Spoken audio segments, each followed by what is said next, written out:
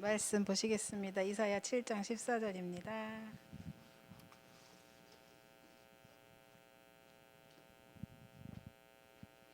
함께 읽겠습니다. 그러므로 주께서 친히 징조를 너희에게 주실 것이라. 보라, 처녀가 잉태하여 아들을 낳을 것이요 그의 이름을 임마누엘이라 하리라. 아멘. 계속 이어서 이사야 말씀 주시는 것 같아요. 오늘 이사야가 누린 나의 24 말씀, 태영아도 이사야에 대해서 말씀을 주셨는데, 한 주간 또 하나님께서 우리에게 성취될 말씀을 많이 주셨습니다. 또 산업선교 통해서 싸울 필요가 없는 산업인 말씀 주셨는데, 안 싸울 수가 없죠, 세상에. 싸울 일이 태산입니다. 너무나 많아요. 그런데 하나님께서는 싸울 필요가 없다고 하십니다. 예, 왜냐하면 이유를 알기 때문에 그렇다고 하시는데, 이제 다니엘이 뜻을 정하고 기도했을 때 어떤 일이 있어도 절대 굴복하거나 아니면 타협하지 않았죠. 그거는 24의 비밀을 알았기 때문에. 그런데 보좌의 축복이 너무 중요하기 때문에 그런 것 같습니다. 전도학에서 유일성 찾는 방법을 주셨는데, 오직이 아니면 안 된다는 사실을 또 깨닫게 해주셨고, 또 이제 핵심 메시지를 통해서 138의 언약을 붙들고 세계를 품은 사람들은 용서할 수 있다. 용서라는 단어가 저는 왠지, 근데 용서라는 단어를 붙들었을 때 제 자신을 좀 많이 보게 됐어요. 내가 어마어마한 죄인인데 이런 나를 용서해 주신 하나님의 은혜가 있는데 불구하고 용서가 안 되는 거예요. 정말 용서가 안 되는 게 너무 많았어요. 그런데 메시지 용서하라고 용서를 주시더라고요. 그래서 어쨌든 감사했고요. 흩어진 제자들 말씀 속에 내가 곧 플랫폼이라는 말씀 주셨는데, 정말 우리가 어떤 말씀 가운데 또 플랫폼 캠프의 축복을 또 누려야 되겠다는 그런 말씀을 붙들었고, 오늘 이제 바울이 누린 근본 캠프 역시 마찬가지로 그런 이어서 주신 것 같아요. 어떻게 우리가 이 근본 캠프를 누릴 것인가.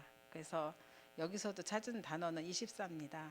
하나님 앞에서 오직이잖아요. 이런 생각 해봤어요. 스필버그라든가 또 아니면 스티브 잡스 아니면 또 여러 마이클 잭슨 뭐 이렇게 앞서간 사람들의 삶 속에는 나름대로의 오직이 있지 않았었나, 그런 생각을 해봤습니다. 그 오직이 있는 사람은요, 옆에서 말하면 절대 안 들어요.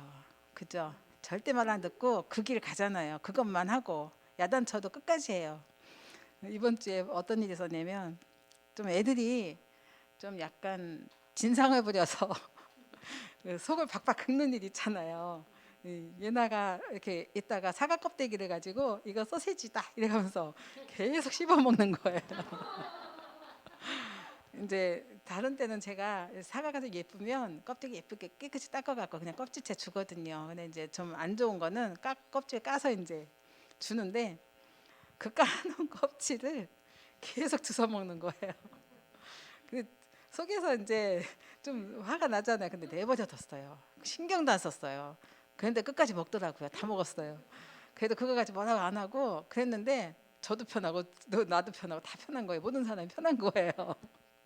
이제 나름대로 사람들이 이렇게 아이들 특별히 이제 이렇게 야단치거나 그게 아니야 뭐 이렇게 얘기해주면 오히려 막 딴 길로 가든지 다른 길로 가든지 막 하잖아요. 나름대로의 오직이 있기 때문에 가는 거 아닌가. 근데 이제 우리가 다른 길이 아닌 바른 길로 오직을 한다면 진짜 그 안에서 주시는 유일성이 있고, 또 거기에서 주시는 또 하나님 주시는 또 우리가 재창조의 축복도 누릴 수 있지 않나, 이런 생각도 해봤습니다. 오늘 이사야가 누린 나의 24인데,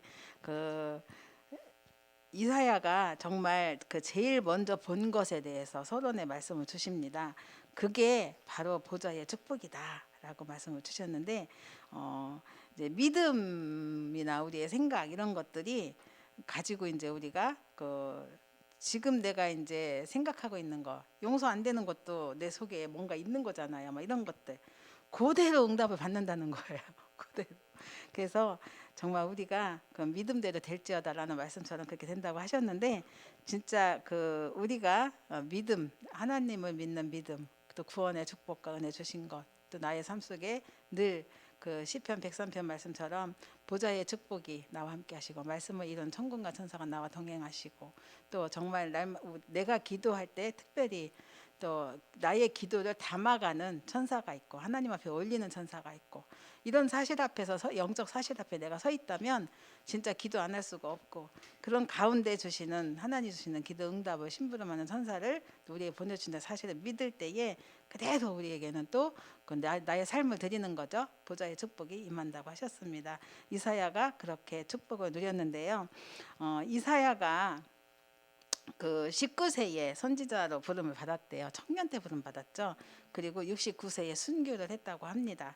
그 이제 기록에 보면은 유다 왕국에서의 선지자였는데 그런데 그 우시야 왕이라든가 요담, 아하스 왕, 그리고 히스기야, 그 다음에 므낫세 이렇게 5명의 왕을 섬긴 선지자 그 통치 시기에 선지자 사명 감당을 했는데요.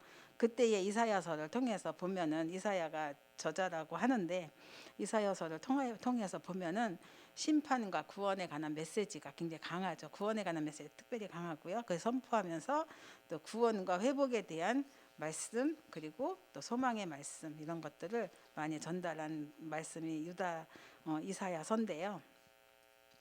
그 당시 유다의 므낫세 왕은 유다의 가장 악한 왕이었는데 바알을 위하여 제단을 쌓고 아세라 목상을 만들며 하늘의 일월 성신을 경배하고 섬겼습니다.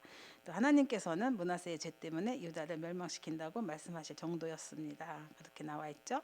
므낫세는 누구 아들이냐면 히스기야 왕의 아들이에요. 이제 그 히스기야 왕은 굉장히 복음적인 왕이잖아요. 언약 앞에서 우상을 버렸고 하나님 앞에 정말 기도했던 왕인데 그 아들 그 므낫세는 악한 왕이라고 하였어요.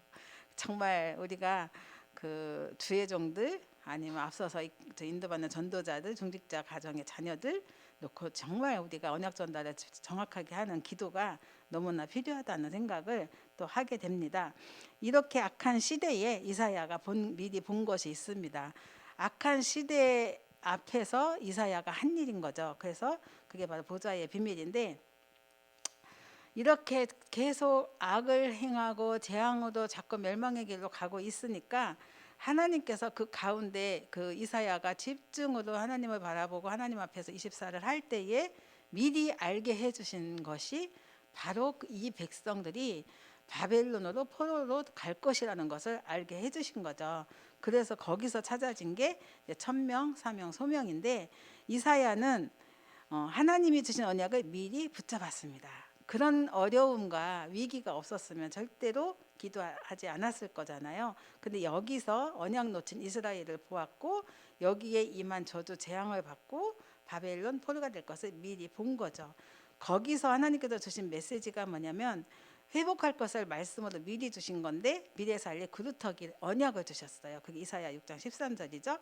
그 중에 10분의 1이 아직 남아 있을지라도 그 무성 숭배자들 기존 세대들이죠. 그것도 황폐하게 될 것이나 이제 밤나무 상수리가 이렇게 배임을 당하여도 그 그루터기는 남아 있는 것 같이 그래서 그루터기 운동에 대한 말씀을 미리 언약으로 주셨고 후대에 대한 소중한 언약을 붙들었으며 그들에게 전달한 언약이 바로 이사야 7장 14절 오늘 말씀을 읽은 것입니다. 그래서 세계 살릴 임마누엘 언약의 말씀을 주셨는데 보라 처녀가 잉태하여 아들을 낳을 것이니 그 이름을 임마누엘 하리라 하셨죠. 그 말씀을 전달하고 이 언약을 미리 알고 미리 말씀의 능력을 누리게 된 거죠. 그래서 너무나 험하고 또 우상 숭배 심각하고 멸망의 길로 가고 있으니 하나님이 주시는 헤븐리 파워가 너무 필요한 거죠. 그래서 이사야 40장에 오직 여호와를 앙망하는 그런 기도의 비밀을 누렸고요. 또 이사야 41장에 또 이 기도의 비밀을 누리니까 하나님 주신 힘인데 두려워하지 않는 힘을 주셨고 그리고 또 담대함을 주셨고 그 하나님을 누리게 하셨고 그러면서 이제 하나님 뜻을 이루는 언약을 더욱 굳게 붙들게 하시고 그 가운데 살았고 운동력 있는 하나님의 말씀을 붙잡은 이사야입니다. 그 이사야의 언약의 여정 하나님께서 이 언약을 미리 주시고 언약의 여정 가게 하셨는데 24 언약을 누린 기도의 여정이었다 이렇게 말씀을 주셨습니다. 그래서 정확한 언약을 붙들고 우리가 예배를 드릴 때 하나님께서 주시는 그 최고의 축복이 바로 보좌의 축복이라고 하십니다. 그래서 이사야가 이 축복을 누린 거죠. 이사야는 먼저 이스라엘이 다가올 그 멸망, 바벨론 포로 멸망과 준비된 구원의 이유를 알았다고 하셨습니다. 그래서 열왕기하 20장, 22장 이렇게 읽어보시면 환상을 통해서 보여주시는데 여기 내용이 뭐냐면 히스기야가 병이 들었어요. 그래서 막 눈물로 기도해요. 자기 생명을 연장해 달라고 더 살고 싶어 갖고 하는데 히스기야가 이제 이 하나님께 기도하고 생명을 그 병을 고쳐 주시죠. 하나님께서 몇 년 늘려 주셨어요? 15년을 늘려 주셨어요. 15년을 그 생명을 늘려 주셨는데 요때 태어난 아들이 므낫세예요. 왕이 됐을 때 13세라고 하니까 병이 낳고 한 2년 만에 애를 낳은 것 같아요. 근데 이제 중요한 거는 하나님께서 자기를 치유해 주셨잖아요. 생명도 연장해 주셨고 그 하나님께 영광을 돌려야 되는데 또 잊어버리는 거예요. 그리고 이웃나라 바벨론 왕이 히스기야가 병이 들었다고 하니까 이제 그 병문안을 보내요. 병문안을 보내는데 그 사람도 되게 엉뚱하게 히스기야 왕궁에 있는 모든 보물과 내탄고를 다 보여줘요. 그 온 사람들에게 자기 힘 자랑한 거죠. 내 거 자랑하고 이런 거잖아요. 엄청나게 우리도 이렇게 살지 않나 이런 생각 많이 했습니다. 그런데 이제 그렇게 그러니까 안 그래도 저 이스라엘 나라를 침 흘리면서 바라보고 있는 바벨론인데 우상 숭배자들이 얼마나 노리고 호시탐탐 그런데 도둑에게 뭐 보여줬으니 훔치고 싶은 마음을 더 강하게 심어준 거죠. 이사야가 물어봐요. 뭐 보여줬냐고. 그랬더니 다 보여줬다니까 그거 다 뺏길 거라고. 다 뺏길 거라고 이제 그렇게 말씀을 하시죠. 그런 상황 속에 이사야는 성전에서 보좌의 영광을 보고 미리 미래를 준비했습니다. 그래서 이렇게 바벨론으로 모든 것이 옮긴 바 되고 문제는 왕의 후대까지도 바벨론의 환관이 될 것이다 이렇게 이제 예언을 하잖아요. 그러면서 준비한 게 이제 그 이사야 6장 13절에 구두터기 운동인 거죠. 그래서 이사야는 하나님이 반드시 이루실 천명, 소명, 사명을 거기서 발견을 하게 되는 거죠. 그래서 정말 기도하는 사람들은 미래를 준비하는구나 이런 것을 보게 됩니다. 그래서 구두터기 축복을 또 거기서 찾아내고 오직 복음 회복의 운동 속에 임마누엘 운동이죠. 영원히 남는 말씀 운동을 펴게 되는데 우리가 잘 아는 말씀이죠. 푸른 마르고 꽃은 시드나 여호와의 말씀은 영영이 서리라 하라. 그래서 말씀 운동을 펴게 되는데 여기 하나님께서는 포로된 이스라엘의 회복과 말씀의 능력 회복의 말씀을 주시는데 전무후무한 역사를 이루십니다. 그래서 내가 보라 내가 새 일을 행하리니 그러면서 광야에 또 하나님께서 물을 내시고 또 막 사막에 강을 낼 것이다 이런 말씀 이렇게 주셨습니다. 그래서 계속 이제 이런 말씀 속에서 이끌어 가시는데 사실 그 이사야는 히스기야의 아들 므낫세에 의해서 아주 악한 왕이라고 하잖아요. 악하게 죽여요. 그래서 뭐 그런 말 있잖아요. 드럼통 같은 통나무에 넣고 터부도 켜서 죽였다 이렇게 순교당했다는 그런 말도 있습니다. 그만큼 어마어마하게 저렇게 언약의 후대가 저렇게 악할 수도 있구나. 정말 우리는 이 복음운동 앞에 사단을 정말 경계하고 우리가 정말 무릎을 꿇리지 않으면 절대 안 되는구나. 그리고 이 언약을 정확하고 바르게 전달을 해야 되는 사명을 정말 더욱더 확실하게 붙들 수밖에 없는 그 이사야의 그 통해서 우리가 알 수 있습니다. 그래서 세 번째 하나님은 이사야에게 천년의 응답 그리고 영원한 응답을 주셨습니다. 왜 주셨는가 질문하셨습니다. 왜 주셨죠? 우리에게 이 언약과 복음운동 속에 왜 들어오게 하셨죠? 바로 항상 오직인데 세계 복음한 거죠.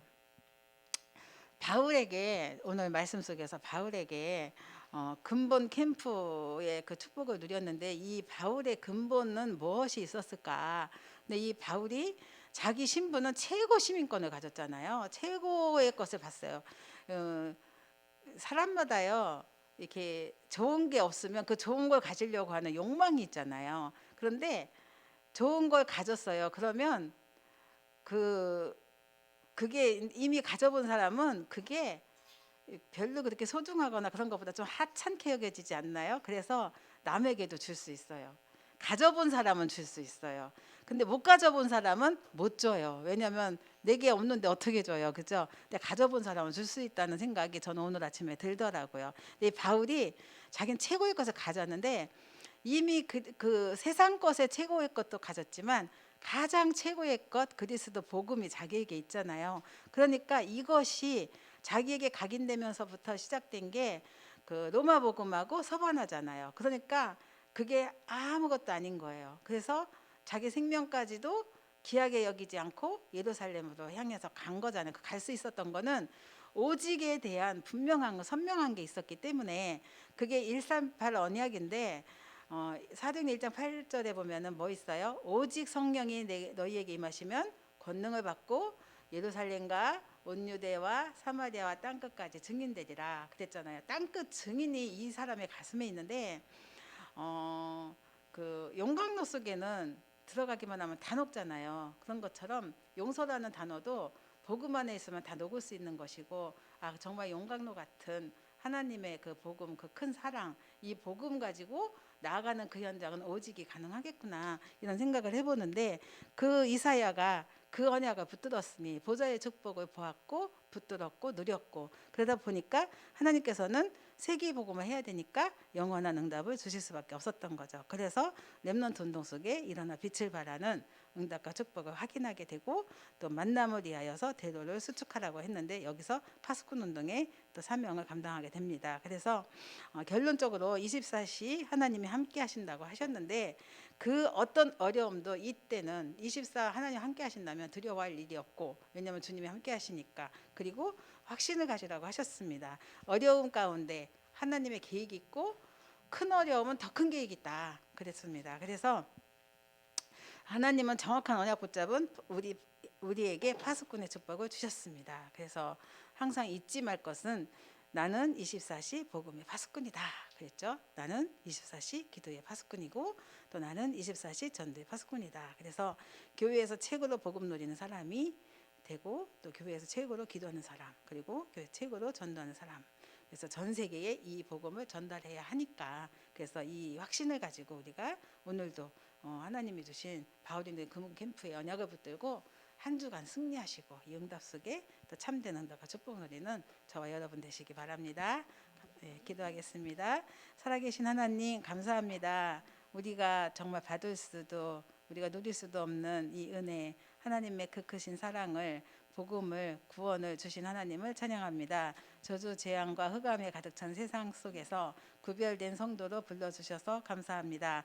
이제 우리의 삶이 오직 그리스도 바라보는 삶이 되게 하여 주옵소서. 오직 하나님 나라의 일을 이루는 사명을 감당할 수 있도록 저희들에게 헤븐리 파워를 더하여 주시고 하나님 주시는 그 지혜를 가지고 현장을 살릴 수 있도록 증인의 삶을 살 수 있도록 축복하여 주옵소서. 이 일을 감당할 수 있도록 오직 성령 충만을 주셔서 하나님 참된 그리스도의 증인 되도록 하나님 축복하여 주옵소서. 이사야가 누린 24의 비밀 저희들이 누리게 하시고 보좌의 축복 누리게 하시고 시공간 초월의 응답 누리게 해주셔서 237 증인 되게 해 주옵소서. 감사드리고 예수님의 이름으로 기도드렸습니다. 아멘.